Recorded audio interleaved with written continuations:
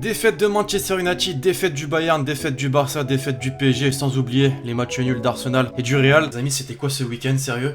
L'équipe, j'espère que vous allez bien. Aujourd'hui, on se retrouve pour une vidéo vraiment particulière. Il y a de ça quelques jours, je me baladais sur les réseaux, Twitter en particulier, et je suis tombé sur un article parlant de Mercato, parlant du PSG. Et justement, moi, ça me fait penser direct à la série qu'on peut faire aux périodes de transfert. Évidemment, on n'est pas en période de transfert, et pourtant, j'ai quand même envie de retrouver cette petite saveur que certains aiment sur la chaîne YouTube. C'est pourquoi je vais tout simplement lancer une petite série qui, j'espère, vous fera plaisir sur les joueurs qui ont failli rejoindre tel ou tel club. Aujourd'hui, vous l'avez compris, le PSG. Et ce fameux article que j'ai pu voir sur Twitter. Alors autant je savais que certains joueurs étaient proches de rejoindre le PSG à certains moments, autant d'autres pas du tout, et j'ai vraiment été choqué. Ça va être pareil pour vous, je pense. Alors juste avant de commencer l'équipe, je vous rappelle que cette vidéo est sponsorisée par OneFootball, l'application numéro 1 sur toute l'actualité du football, dispo gratuitement grâce à un lien dans la description.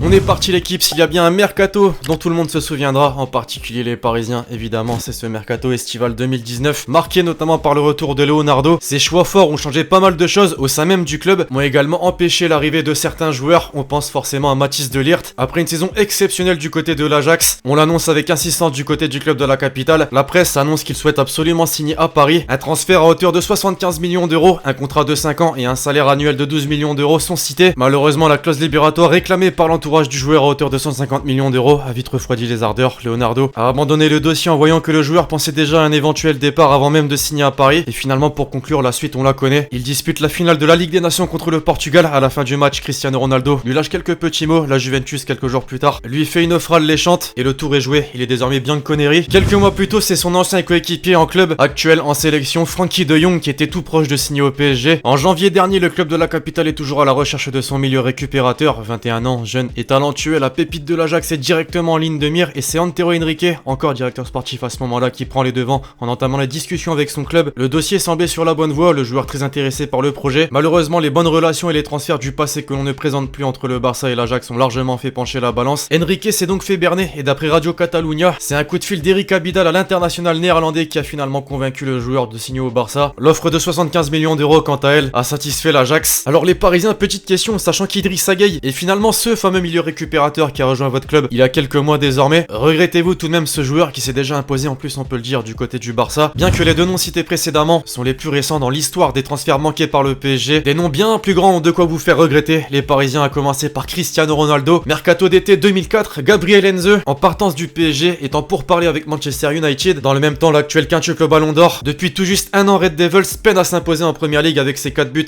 en 29 matchs. Alors même si tout le monde s'accorde à dire que le prodige a besoin de plus de temps, Sir Alex Ferguson envisage de prêter CR7 au PSG pour faciliter le transfert de Gabriel Heinze. L'Écossais va même jusqu'à proposer de prendre en charge une partie du salaire. Malgré tout, la décision ne lui appartient pas et c'est Francis Gray, l'ancien président du PSG, qui décide de refuser catégoriquement le deal. Et c'est bien dommage, on aurait pu voir la doublette portugaise Paoletta, Ronaldo sous le même maillot. Bien sûr, un Ronaldo peut en cacher un autre, et je parle bien évidemment de Ronaldo phénoménal. Quelques années auparavant, en 1997, c'est une année charnière pour lui puisqu'après deux passages glorifiques du côté du PSV Eindhoven et du FC Barcelone, le PSG est déjà fou amoureux des Brésiliens et a même les moyens de se payer Ronaldo. Malheureusement, Michel Denisot, président délégué du PSG, a révélé, je cite, Canal avait les moyens de s'offrir Ronaldo s'il en avait eu la volonté stratégique. J'étais allé voir Pierre Lescure mais c'était trop cher, il y avait une volonté de ne pas passer un cap en termes de transfert, de ne pas écraser les autres clubs par respect de l'abonné de la chaîne qui vivait à Montpellier ou à Marseille. Pierre ne voulait pas qu'il y ait une espèce de position dominante du club de Canal par rapport aux autres. Bon, décidément, si tu regardes 20 ans plus tard, actuellement, cette limite n'est plus vraiment d'actualité. Finalement, évidemment que la suite on la connaît, il signe à l'Inter. Il enchaînera par le Real Madrid, puis l'AC Milan et enfin les Corinthians au Brésil. Des passages marqués faisant de lui l'un des numéros 9, si ce n'est le meilleur numéro 9 de l'histoire du football. Et puisque l'on parle de buteur de Brésiliens, impossible de passer à côté d'Adriano. Bon, là pour le coup c'est difficile à expliquer, mais pour la faire simple, l'Inter a payé une partie du transfert de Stéphane Dalma, ancien milieu de terrain plutôt technique du PSG, avec les droits de Vampeta, joueur qui de nom doit rappeler quelque chose à certains d'entre vous puisqu'il a remporté la Coupe du Monde 2002 avec le Brésil. Du coup, finalement, lorsque le PSG décide de le vendre à Flamengo, il se voit contraint de partager les bénéfices avec les Milanais. Les Brésiliens de leur côté proposent alors deux jeunes joueurs en échange, Reynaldo mais aussi Adriano. Évidemment, si vous êtes supporter parisien de longue date, vous savez que c'est Reynaldo qui a été choisi. Grosse erreur puisque dès sa deuxième année, il est déjà prêté à Sao Paulo, tandis qu'Adriano, lui de son côté, brille littéralement du côté de l'Inter Milan. Et enfin, pour en terminer avec nos Brésiliens, les Parisiens, évidemment, là encore, il peut y avoir des regrets puisque Kaka a bel et bien failli jouer pour le PSG et c'est le joueur qui l'a avoué lors d'un entretien au journal Le Parisien il y a quelques mois. Je cite, j'ai failli y jouer quand j'ai quitté Sao Paulo pour l'AC Milan en 2003. Le club et Leonardo, qui était le manager lombard à l'époque, ont émis l'idée de me prêter une saison au PSG à mon poste. Il y avait déjà Rivaldo et Rui Costa et il fallait que j'attende un peu pour me faire ma place. Finalement, quand je suis arrivé, ils ont préféré me garder et j'ai bien fait puisqu'on a gagné le Scudetto à la fin de la saison. Assez dur quand t'es parisien de se dire qu'un joueur joueur qui a été ballon d'or et t'es à deux doigts de signer dans ton club, bon bien sûr tu peux te consoler en te disant que George Weah ou encore Ronaldinho, eux aussi ballon d'or, ont porté les couleurs parisiennes un jour. Fraîchement exilé de son Cameroun natal, il débarque en France pour y vivre son adolescence et tenter d'imposer son football dans la capitale. Samuel Eto'o, à présent l'équipe, aurait bien pu jouer sous les couleurs parisiennes dès le début de sa carrière. Jusque là on a pu avoir des explications plutôt farfelues sur l'histoire de certains joueurs. Pour le coup, cette fois-ci on est loin de tout ça puisqu'il a simplement oublié son visa au pays. Je cite, sans papier je ne pouvais pas vivre et me déplacer librement, j'ai tenté de me présenter à une journée de détection organisée par le PSG, mais comme je n'avais pas de papier, j'ai été refusé à la porte d'entrée. Comment pourrais-je en vouloir à la France? J'étais un sans papier, je n'ai aucun regret. Si mon destin avait basculé à cette époque, je serais peut-être devenu français et j'aurais peut-être joué dans l'équipe de Raymond Domenech, ou peut-être pas d'ailleurs, comme quoi les petits détails font la différence. Pour conclure l'équipe, il reste désormais 3 joueurs